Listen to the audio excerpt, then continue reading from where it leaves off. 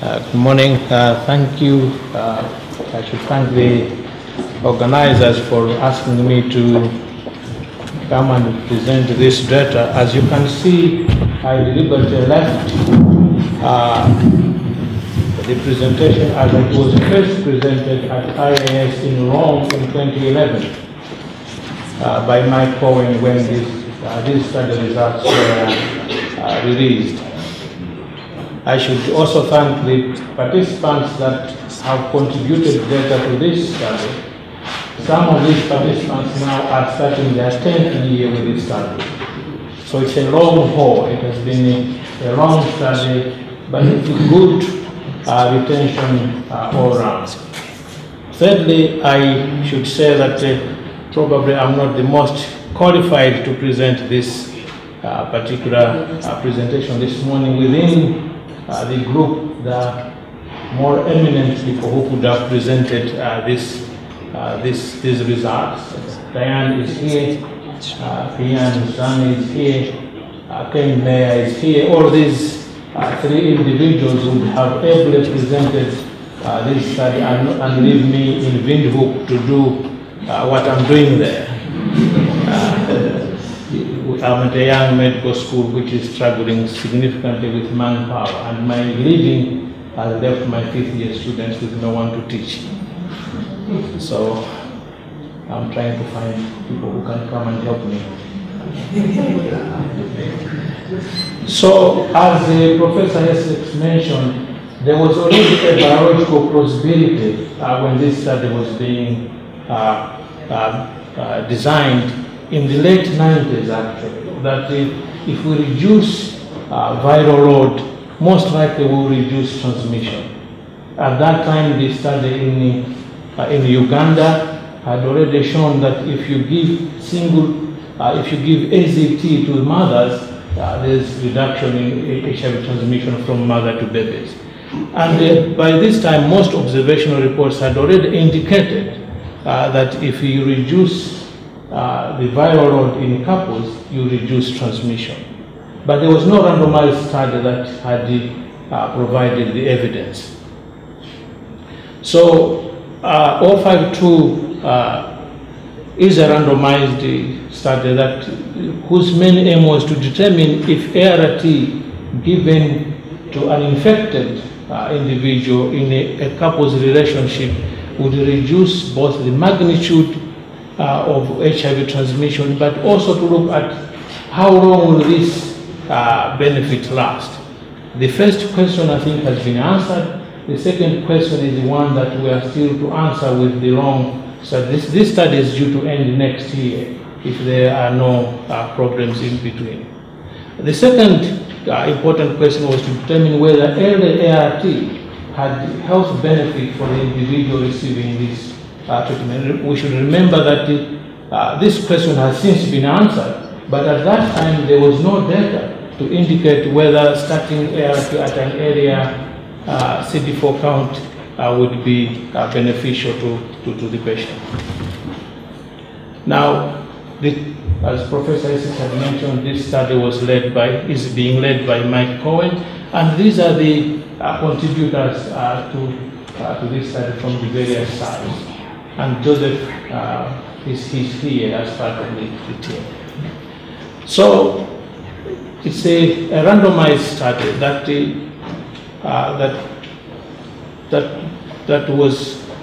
whose aim, as I said, is to determine whether sexual transmission of HIV can be abrogated. And at that time, the CD4 count was 350 to 550.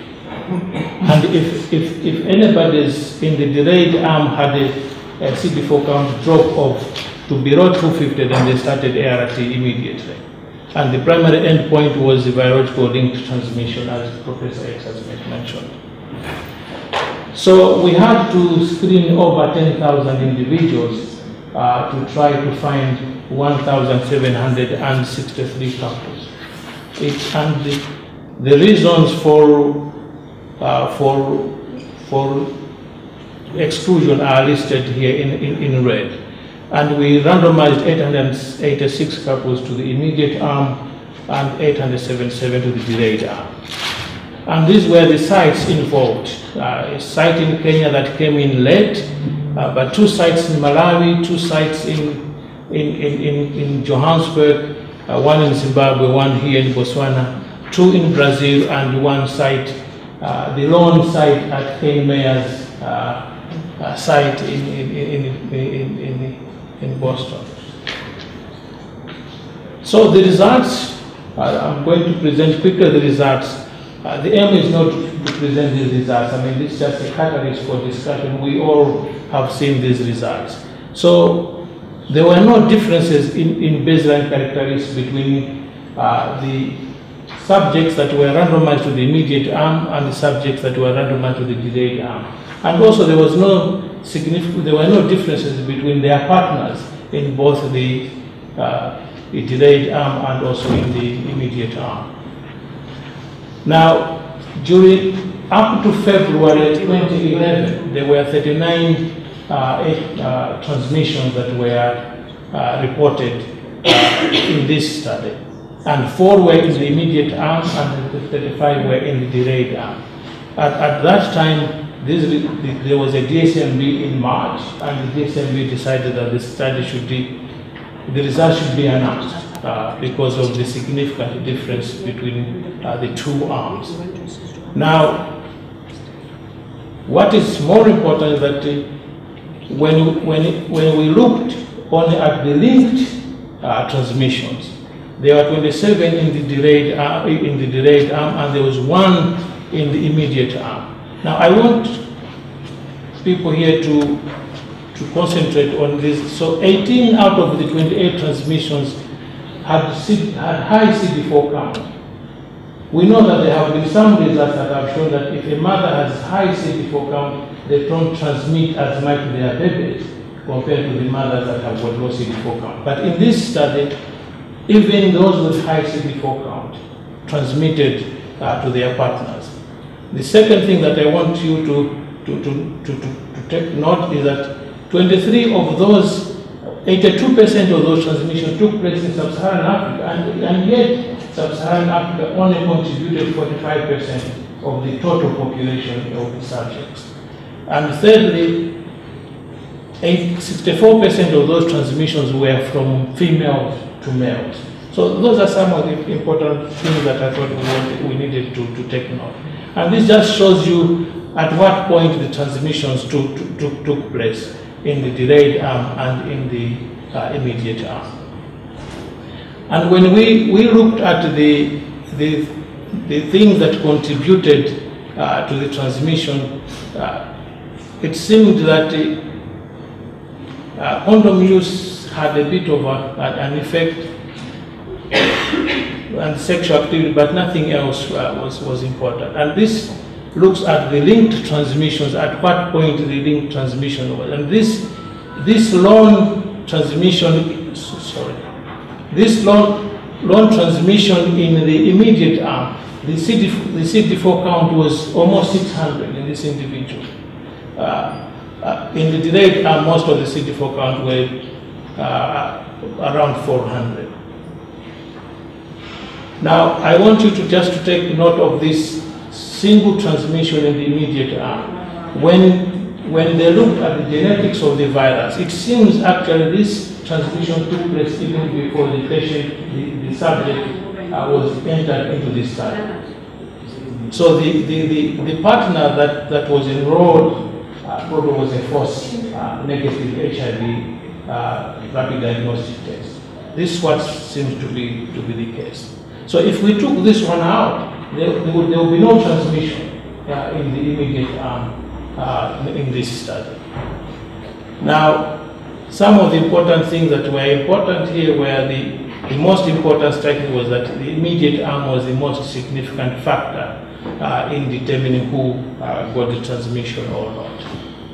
Now, based on this, the conclusion was that ART suppresses viral replication, and it leads to reduced sexual transmission of HIV in serodiscardant couples.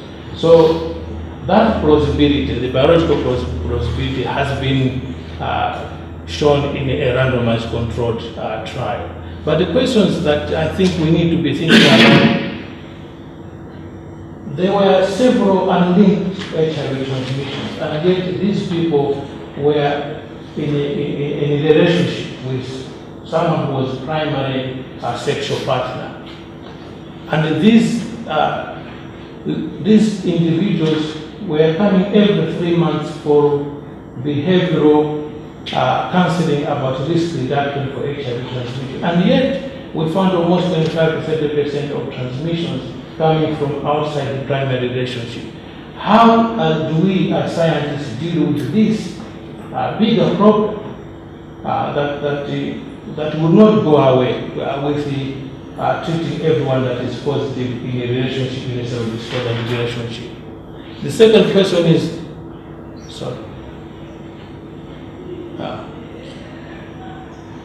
the second question is the durability of this technology. Those of us that are still at the forefront of this study, we know that transmissions continue to happen as time goes. So since 2011, there have been more transmissions taking place. I don't know the numbers because we are blinded to those numbers, but we know transmissions are taking place. And thirdly, those of us that are in the African setting, where the majority of the transmissions took place, how do we deal with prevention in a setting where you have given enough information, you have provided technology for HIV prevention, and yet transmissions take place? I thank you for your attention.